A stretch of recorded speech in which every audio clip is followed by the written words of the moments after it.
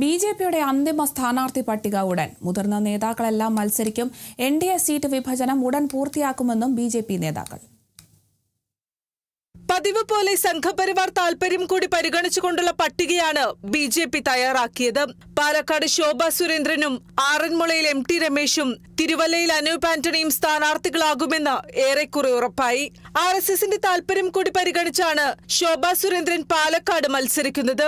തിരുവനന്തപുരം ജില്ലയിലെ നേമത്ത് ബി.ജെ.പി അധ്യക്ഷൻ രാജീവ് ചന്ദ്രശേഖറും കഴക്കൂട്ടത്ത് വി മുരളീധരനും കാട്ടാക്കടയിൽ പി.കെ. കൃഷ്ണദാസും മത്സരിക്കുമെന്ന് ഏറെക്കുറെ ഉറപ്പായി.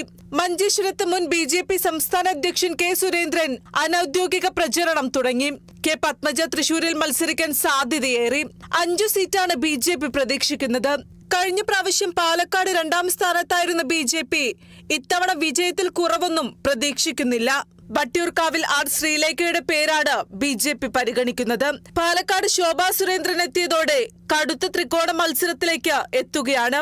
കോൺഗ്രസിന് വേണ്ടി രമേശ് പിഷാരടിയോ സന്ദീപ് വാര്യരോ ആയിരിക്കും മത്സരിക്കുക. ഉപതെരഞ്ഞെടുപ്പിൽ മത്സരിച്ച പി സരിൻ തന്നെയായിരിക്കും LDF സ്ഥാനാർത്ഥി. News desk, Kerala vision news.